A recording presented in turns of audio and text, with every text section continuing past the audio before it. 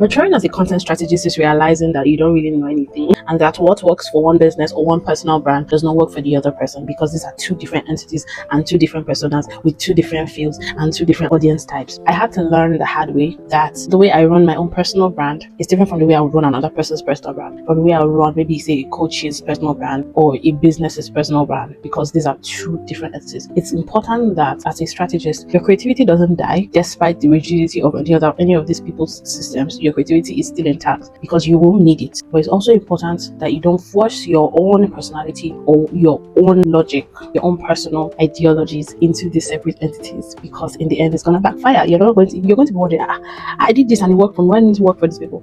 That's one of the hardest lessons you're going to learn, especially if you're starting out as an SMM or a content strategist, so if you're working in the content space.